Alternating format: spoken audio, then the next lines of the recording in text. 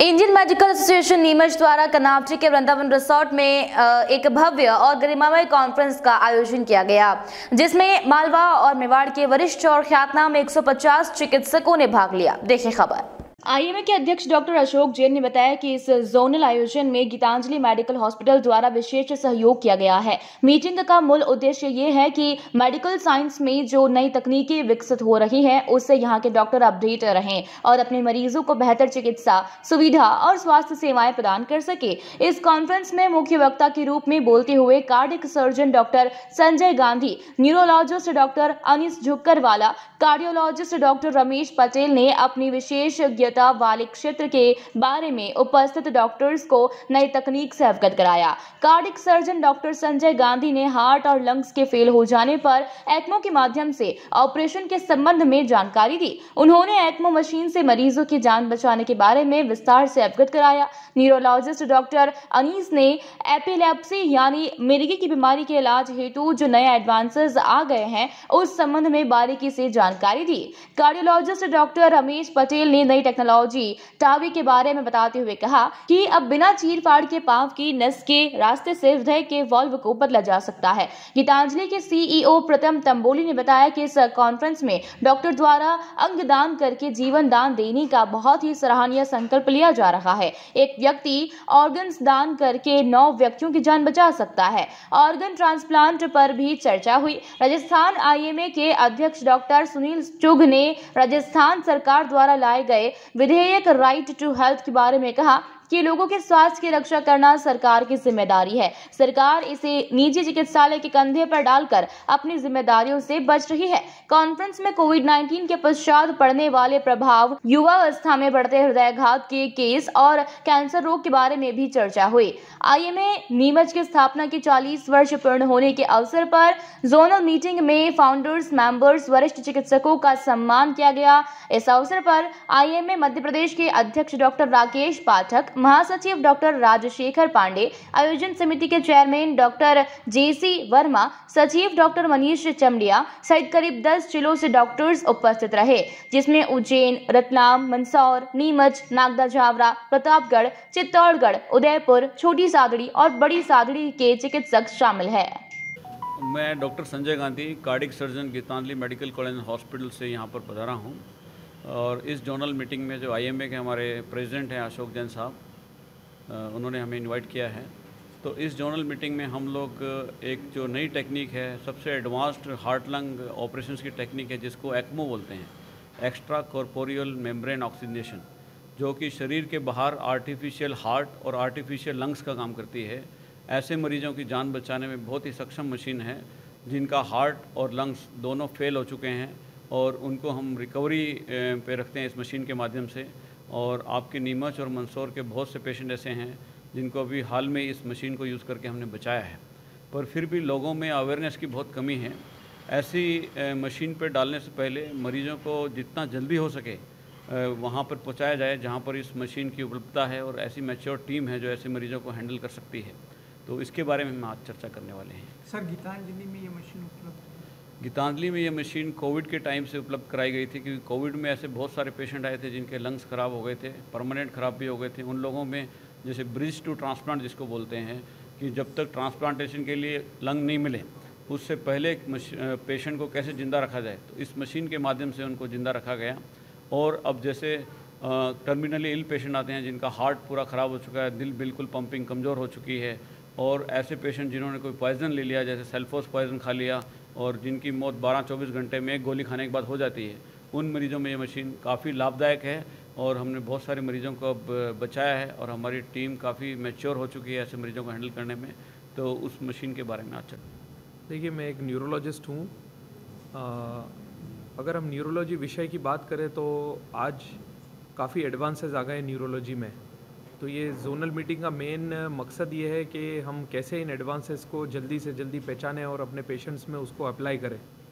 तो आज मैं बात करने वाला हूँ एक बहुत ही अहम न्यूरोलॉजी बीमारी जिसका नाम है एपिलेप्सी या मिर्गी। इस बीमारी के अंदर लास्ट 10 सालों के अंदर करीब 8 से 10 नई दवाइयाँ जुड़ी हैं और इसका ट्रीटमेंट काफ़ी चेंज हो गया है। इसके लिए फिजिशियंस को और दूसरे क्लिनिशियंस को, डॉक्टर्स को अपडेट रहना बहुत ज़रूरी है। उसके लिए एक्चुअली ये आज का लेक्चर और मीटिंग रखी गई है। दूसरी ओर जब दवाइयाँ इस बीमारी में फ़ेल हो जाती है, जब काम नहीं करती है, तरह तरह की दवाइयाँ इस्तेमाल करने के बाद भी मरीज़ को मिर्गी के दौरे आते हैं, तो इसमें कुछ और ट्रीटमेंट्स भी अभी उसमें भी एडवांसेस आ गए हैं, जैसे कि मिर्गी ऑपरेशन या एपिलेप्सी सर्जरी। अगर हमको ब्रेन के अंदर वो फोकस मिल जाए जहाँ से मिर्गी जनरेट हो रही है, तो हम उस फोकस को ऑपरेशन के द्वारा निकाल सकते हैं, सही कर सकते हैं, जिससे पेशेंट पूरी ज़िंदगी मिर्गी मुक्त हो सकता है या उसकी मिर्गी काफ़ी कम हो सकती है, उससे उसका क्वालिटी ऑफ लाइफ इम्प्रूव होगा। तो आज हम इस बीमारी के बारे में चर्चा करेंगे हमारे फिजिशियंस, IMA के फिजिशियंस के साथ। देखिए, मैं कार्डियोलॉजिस्ट हूँ और जोनल मीटिंग में सबसे बड़ा अच्छी बात यह है कि करीबन 150 फिजिशियन और सर्जन आएंगे आसपास सभी ज़िलों से, रतलाम हो, उज्जैन है, नीमच है, मंदसौर से। सो बहुत इम्पोर्टेंट रहता है कोई भी नई टेक्नोलॉजी, मतलब एक ये फैमिली ही है जिसमें सभी लोगों को मालूम रहे कि नई टेक्नोलॉजी क्या है मेडिकल फील्ड में, कैसे वो मरीजों को बेहतर सुविधा दे सकते हैं या उपचार दे सकते हैं।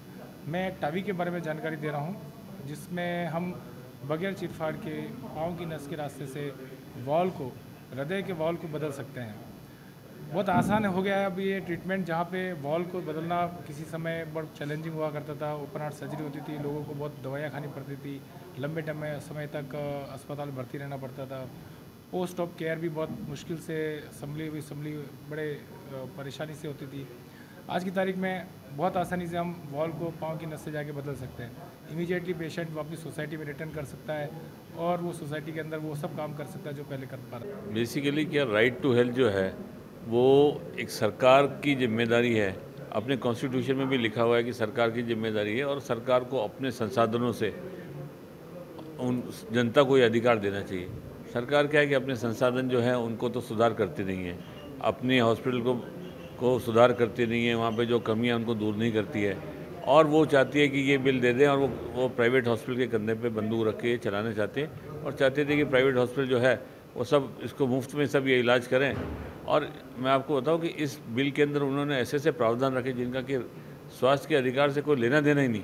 जैसे मैं आपको एक उदाहरण देता हूँ, उसमें उन्होंने क्या लिखा कि कोई भी उनके वहाँ कमेटी बनाई जाएंगी, जो डिस्ट्रिक्ट में, हर डिस्ट्रिक्ट में कमेटी बनेगी और स्टेट पे अलग कमेटी बनेगी, और उस कमेटी के कोई भी मेंबर या वो किसी को भी आगे डिप्यूट करे, किसी को पावर दे, उसको ये अधिकार है कि वो किसी भी प्राइवेट हॉस्पिटल में या किसी भी डॉक्टर के यहाँ वो जब मर्जी जब जाए बिना किसी सर्च वारंट के घुस जाए, अंदर जाके घुसे, अंदर जो उसको चीज़ जचे वो उसको छानबीन करे, सब देखे, और जो उसको ठीक लगे वो उठा के जब्त करके ले आए। आप ये देखिए कि यहाँ पे कानून का राज है, कोई जंगल राज नहीं है।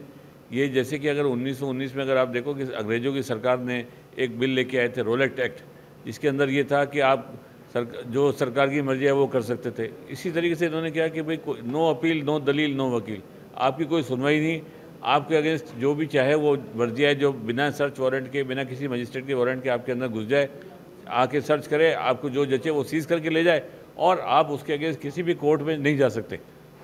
ये सबसे बड़ी चीज़ थी। और इसके अलावा आप देखो मज़े की बात कि जो इंसान आपके यहाँ पे चेकिंग करने हैं उसको पूरा लीगल, यानी कोर्ट से उसका कानूनन पूरा, और एडमिनिस्ट्रेटिव उसको पूरा प्रोटेक्शन था कि वो कुछ भी करे उसके लिए उसके अगेंस्ट कोई एक्शन नहीं ले सकता, सरकार भी नहीं ले सकती।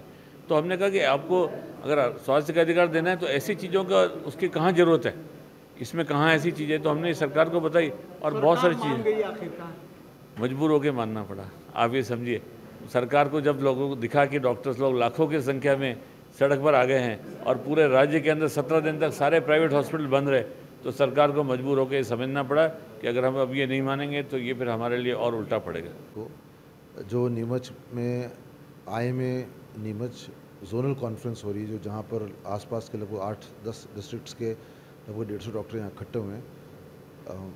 आज यहाँ पर जो चर्चाएं हो रही हैं वो बहुत ही प्रासंगिक है। सर्वप्रथम जैसे मैंने आपको बताया कि IMA नीमच में जो डिस्कशन आज हो रहे हैं वो टावी, जिसको कहते हैं total aortic valve replacement, transcatheter aortic valve replacement होता है, जो कि बिना चीर फाड़ के हम वॉल रिप्लेसमेंट कर सकते हैं कार्डियोलॉजी में।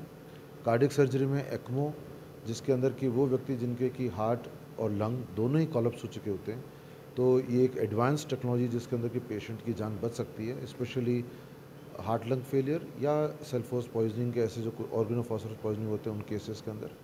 तीसरा आज हम चर्चा कर रहे हैं मिर्गी के रोगी के बारे में, जो कि एक बहुत ही कॉमनली पाया जाता है हमारे दक्षिण राजस्थान और मध्य प्रदेश की तरफ। उनके कौन कौन से नए इलाज और सर्जरी के जो नए एडवांसेस हुए उसके बारे में चर्चा होगी। और एक हमने थीम लिया है कि कैसे हर एक व्यक्ति जब कभी कभी ब्रेन डेड डिक्लेयर होता है या हम प्रायर टू डेथ अगर हमें प्लेज करें कि हम अपने ऑर्गन्स इस दुनिया में जाने से पहले हम किसी को दान दे जाएंगे, जिसको कहते हैं प्लेजिंग द ऑर्गन। हर एक व्यक्ति 9 जनों को अपनी जान बचा के उनकी नई जिंदगी दे सकता है, नई जीवन दान दे सकता है। और वो स्पेशली ब्रेन डेड पेशेंट्स में होता है या जिसको कहते हैं डिसीज्ड ऑर्गन डोनेशन। तो आज हमने एक प्रण किया है कि जितने भी डॉक्टर्स हम सब प्लेज भी करेंगे। मैं स्वयं एक ऑर्गन प्लेज करके अपने साथ अपने ड्राइविंग लाइसेंस पर भी लिखा है मेरे, और हमारा ऑर्गन डोनेशन प्लेज कार्ड भी हम सबको वितरित करेंगे। और IMA नीमच का बहुत ही एक प्रासंगिक कदम है जिसमें डॉक्टर अशोक जी द्वारा ये जो आज इनिशिएटिव लिया गया है कि सभी व्यक्ति प्लेज करें। इसका मतलब ये कि अगर ज़रूरत पड़े तो अगर ऐसा भी ज़रूरत पड़े तो हम अपने ऑर्गन्स अगर डोनेट करते हैं तो हम कई लोगों को जीवन दान दे सकते हैं।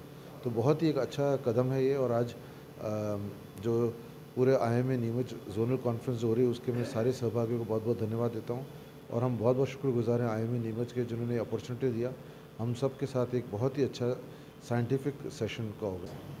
देखो, ये हमारे लिए एक बहुत ही बड़ा गौरव का विषय है कि इतने छोटे से शहर में आज हम लोग पूरे उज्जैन डिवीज़न के करीब 200 डेलीगेट्स आज हम यहाँ नीमच में आए हैं, जिसमें कि राजस्थान के लोग भी हैं और उज्जैन, रतलाम, मंदसौर और नीमच के लोग भी हैं। ये आयोजन हमने इसलिए रखा है कि सारे डॉक्टर्स जितने भी मॉडर्न जो मेडिकल साइंस में जो एडवांस हो रहे हैं उससे अपडेट रहें, ताकि एक बेहतर इलाज एक छोटे से शहर में भी किया जा सके। कुछ मशीनें जैसे कि हमें इक्मो और ये लोग लेके आए, तो आगे भविष्य में इनका उपयोग किस तरह से किया जाए इसके बारे में पूरी जानकारी ये लोग हमें देंगे यहाँ पे। और मैं गीतांजलि मेडिकल कॉलेज का बहुत धन्यवाद दूंगा कि उन्होंने इस कॉन्फ्रेंस को करने में हमें पूर्ण सहयोग दिया। और 4 स्पीकर्स वहाँ से आए हैं, वो अलग अलग विषयों पर अपने लेक्चर बोलेंगे वो लोग। और इसके साथ ही हमें IMA के फाउंडेशन के 40 वर्ष हो गए हैं, तो हम उन लोगों का सम्मान करना चाहेंगे जिसकी वजह से आज हम लोग यहाँ हमारा अस्तित्व बना हुआ है। ऐसे हमारे 10-12 जो सीनियर डॉक्टर्स हैं जिन्होंने IMA नीमच की स्थापना की, आज हम उनका अभिनंदन करेंगे। और इस अभिनंदन करने के लिए हमने IMA के MP स्टेट प्रेसिडेंट डॉक्टर पाठक और राजस्थान के प्रेसिडेंट डॉक्टर चुग को बुलाया है कि वो आज हमारे अतिथियों का सबका सम्मान करेंगे। और इसी सब विषयों पर चर्चा करने के लिए हम यहाँ एकत्रित हुए हैं। नीमच से अब्दुल अली रानी के साथ पवन राव शिंदे की रिपोर्ट। वॉइस ऑफ MP की मुहिम। बेजुबान पक्षियों के लिए दान करें सकोरे या फिर अपने मकान के छत पर रखें सकोरे। भीषण गर्मी में सुने इनकी फरियाद।